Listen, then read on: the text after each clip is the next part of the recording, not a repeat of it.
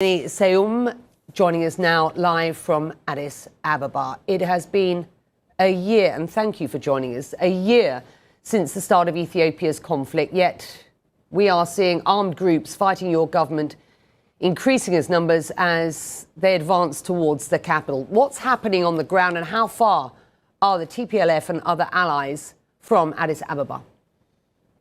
Becky, thank you so much for having me.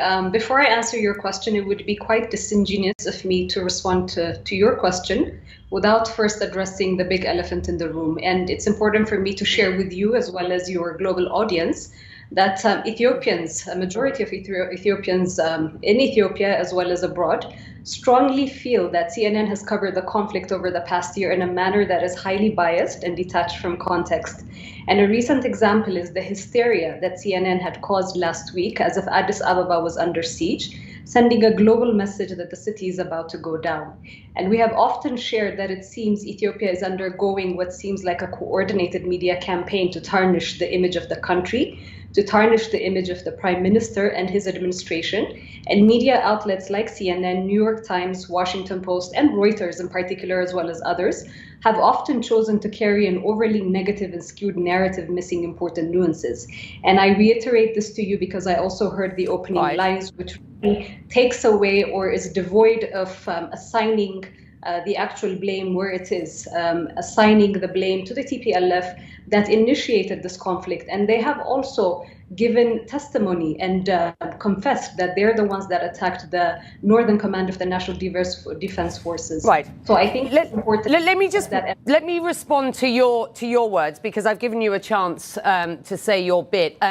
Our work, our reporting was conducted carefully and methodically by CNN's highly experienced team in the region and elsewhere. We stand by its findings as well as the language used in our reporting, which we believe is fully justified. Here's a question to you. There are a number of media organizations, including CNN, currently in Ethiopia, who are not being allowed to report, not being granted accreditation from the government. What is the reason for that? And why? Why, if you want the story told, are you not allowing those organizations, including CNN, to try to do their work? That is a disinformation that is being perpetrated, Becky. And I dare say this because I also deal directly with some of the media. Hold on. We wanted to have what is disinformation? We have a team trying to get to work on the ground. Hang on, but don't accuse us of disinformation. Are you suggesting that we don't have a team that's trying to report on the ground? With respect. Your team is on the ground, but your team did not come into the country, or some members of your team did not come into the country by following the due process. I was informed, or some members of the government were informed, of CNN being on the ground and asking for accreditation. The accreditation process. Are you prepared to have them work on the ground and get accredited so that they can tell the story? You would have to allow me to finish. This is not a hostile environment to the media at all. There are so many other media entities that have entered the country. There are other media entities that had requested and been facilitated entry into the country, into the region that they wanted to cover these stories at. However, for the amount of blame that the Ethiopian government is admonished for not allowing media, you never hear about the media that actually do enter a report, and you don't hear about the media entities that have been granted accreditation, but their own headquarters tell them not to actually enter to the country. So these are also, stories that need to be at the forefront. Okay, let's try and get to the bottom of what is going on here, because everybody wants the best for Ethiopia. I know you will agree with that. Certainly, we are just trying to get our work done and get to the bottom of what's going on. So let's do this. UN Secretary General Antonio Guterres has called for unrestricted access to Tigray, to Amhara and Afar, saying that no convoys with supplies had entered Tigray since October the 18th. I have heard this from numerous agency sources. What will it take for the Ethiopian government to facilitate access and end what the UN has called a man-made crisis? Let's start with that, and then we'll get into the politics. Sure, Becky, humanitarian concerns are equally as important for the Ethiopian government. So the portrayal of the government as a demagogue with no interest in the well-being of its own people throughout the country is erroneous, and it's not right. That is why it invested up to 100 billion birr in humanitarian assistance and infrastructure repair works in the Tigray region. Until the National Defense Forces had withdrawn out of the Tigray region, which is the end of June 2021, the Ethiopian government had allocated or was covering up to 70% of humanitarian assistance. After the exit of the National Defense Forces, the onus of responsibility on humanitarian access reaching the intended beneficiaries within the Tigray region is on the TPLF. There has been, what we have witnessed after the humanitarian ceasefire that was enacted by the government is encroachment by the TPLF into the Tigray and Amhara. With respect, that is not the evidence of what our teams have seen on the ground, nor the evidence that I am being given by agencies who are still on the ground. The access isn't available, and that access isn't. It may be from the TPLF side as well, but the Ethiopian government is not helping. Why? Why? The access has been there. There may have been bureaucratic, cumbersome processes, and in fact, at the beginning, the complaint from international humanitarian assistance partners was that there were so many checkpoints. So the checkpoints, to my understanding, at the beginning, which were 7, have been decreased, heeding to the complaints that were being lodged by humanitarian actors. And the reason for the Ethiopian government putting these humanitarian checkpoints in place is also for the safety of its people within the Afar and Hamara region that are on the borders of where TPLF had been active and also is trying to encroach upon, which they eventually did. Now, I think it's also important that for many months now, we have been facilitating every effort, including those by the UN, to get the food and aid to those in need. However, the TPLF has also been lying about this and politicizing and weaponizing humanitarian assistance. We've seen reports as well from the USAID saying that some of their humanitarian assistance was being diverted to fighters instead of those beneficiaries. We have over 800 trucks that are accounted for that have entered the region. Why are we not asking those questions as well? We have seen these trucks carry... I'm giving you the opportunity... Hang on. I'm giving you the opportunity to put your side here. I'm also just making the point that this isn't coming from the TPLF. I'm talking about the fact that humanitarian aid is being prevented from getting in. I'm being told this by humanitarian agencies. The WFP has had tanker after tanker after tanker held up, which has got fuel, essential fuel, to get to the people in need. Look, let's do the politics here, because the politics lie behind what is going on here. Prime Minister Abiy has called on Ethiopians to be... Hold on, please. Prime Minister Abiy has called on Ethiopians to be ready to defend the capital. You know that to be true. What does this mean? And is an arms solution the right solution at this point? Okay, so the Prime Minister calling upon the Ethiopian people to defend their city, to defend their communities, to defend their country is supplanting or supporting the government's responsibility and constitutionally mandated responsibility to thwart off any attacks, any terrorist attacks. As you know, the TPLF and their partners have been deemed or designated by the House of People's Representatives in an Ethiopian constitutionally clear process, designated as terrorist organizations. So you are seeing the rhetoric coming from the other side saying we're going to take over Addis Ababa, there's going to be a siege of the capital. With all this narrative building up, it's important for everybody to be aware and to be alert. So this is not necessarily from the Prime Minister to arm everybody and descend into civil chaos, but this is about being vigilant in their communities that this kind of threat, which is being overtly declared by the TPLF, is upon us. The Prime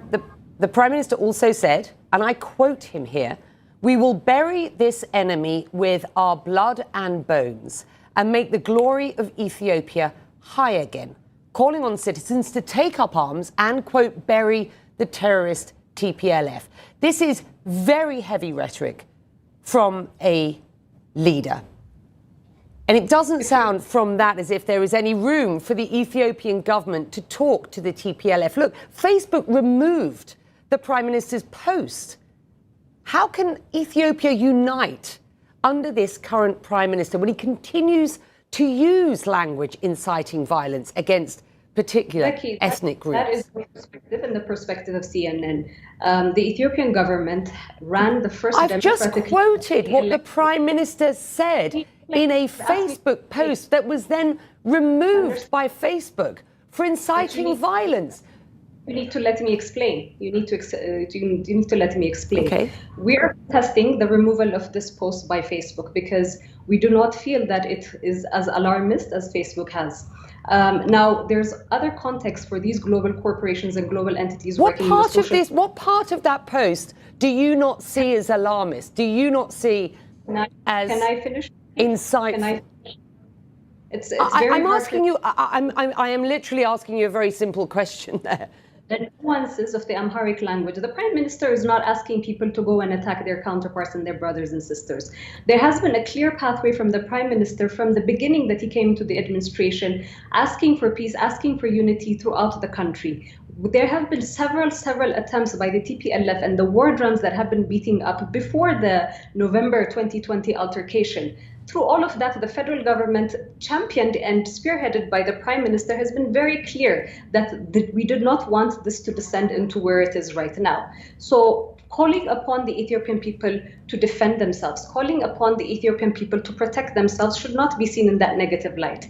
Some nuances within the Amharic language maybe or easily, if you're splitting hair, can be taken to mean other things, but there is no clear call for violence on each other.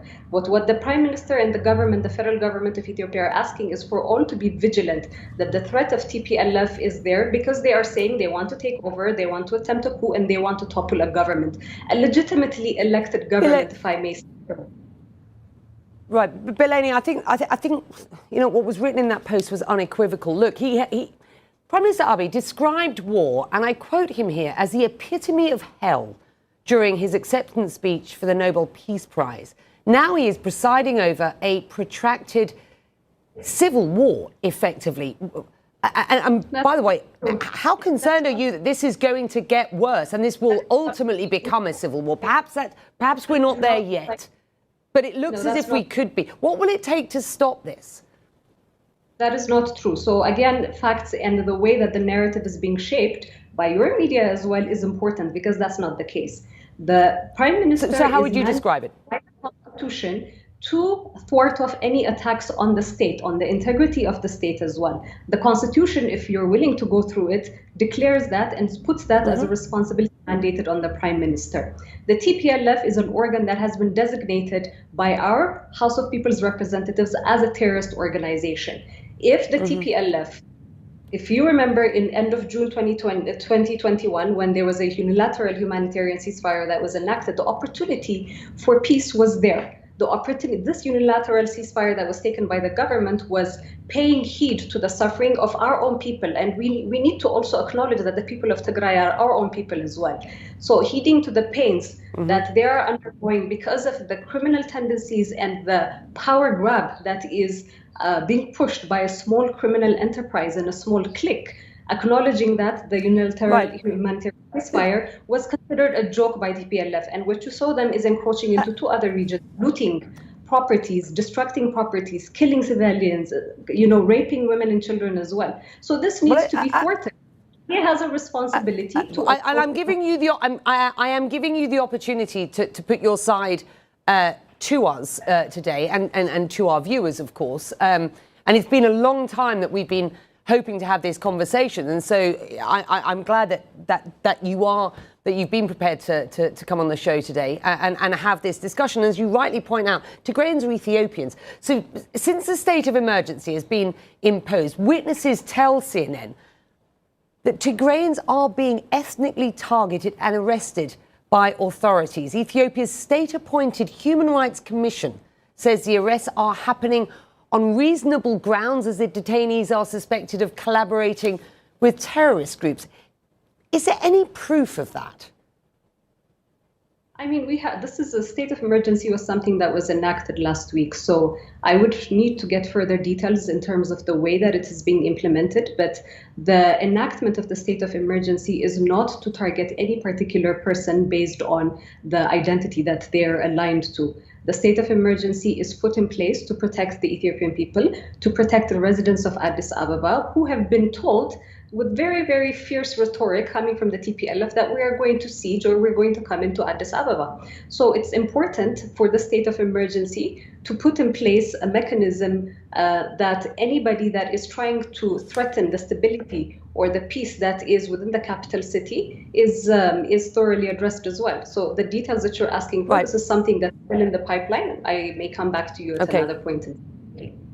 Well, the government has declared a state of emergency, reflecting the rapid escalation of this conflict that ultimately threatens to tear apart Ethiopia and further destabilize the Horn of Africa. Your government has urged foreign powers to stand with Ethiopia's democracy. You do not have the support of Washington, for example, which just this week accused Ethiopia of gross human rights breaches and said that it planned to remove the country from an important trade pact. What's the government's message to Washington? Who are you speaking to here?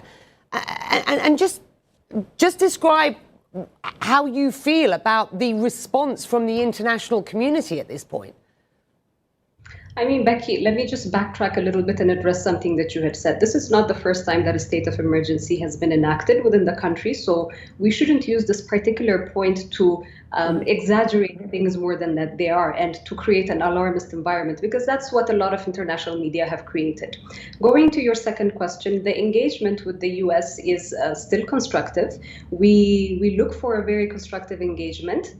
The US, the United States, has been a strong ally of Ethiopia for a very long time, and Ethiopia has also been a bastion of stability within the region. And they have described Ethiopia as an important partner, but that partner is not a constructive partner anymore. I spoke to Samantha Power about this just yesterday. Just yesterday, you lose the support of Washington. You lose the incredibly important trade pact that's there. Officials are sanctioned. What sort of impact will that have on Ethiopia's economy with respect and the people of Ethiopia? And isn't it time to push for a ceasefire and to sort this thing out? Your response? Becky, the humanitarian ceasefire was already in place. Remember, the TPLF brandished it as a joke. So I'm not entirely sure what you're talking about further other than that. With regards to the US, there is constructive engagement that we're looking for. And this constructive engagement needs to be rooted in the context and understanding of the complexity of what's unfolding. The same with the international community. We need the US and the international community support to defend democracy, justice, and the people of Ethiopia. And I say to defend democracy because for the first time in Ethiopia's modern history, we underwent the first democratic elections. It might not be perfect in the eyes of the US, and might not be perfect in the eyes of the international community, but it's the best that Ethiopia has come across. And these are building blocks for the democratization process that we have embarked upon in 2018. Are they painful? They're painful. Are they, is it facilitating a segue for something more solid and foundational to come? Yes, but we still need that because this is a democratically and legitimately elected government, and the Prime Minister... The Ethiopian government faces huge criticism at present, and there are calls from pretty much everywhere at this point for a ceasefire. So you're right to point out that there was the bones of a humanitarian ceasefire at one point, but there are calls now for a full ceasefire. Briefly, tell me, what do you expect will happen next at this point? You know, this is something that Ethiopia has been preparing for in terms of facilitating a peaceful conclusion to this, really troublesome chapter. Ethiopia remains committed to enabling an all-inclusive national dialogue that is aimed at addressing all political contestations. And the institutions and processes that are being laid out for that national dialogue to take place, and such details will emerge accordingly. But we believe that this process needs to be Ethiopian in form, and in this nature, will produce positive results for attaining stability and peace. This all-inclusive national dialogue is something in the pipeline. With that, we will leave it there. We have been pushing to speak to the Prime Minister. I've wanted to get the Ethiopian government's perspective now for some time. I do appreciate your time today.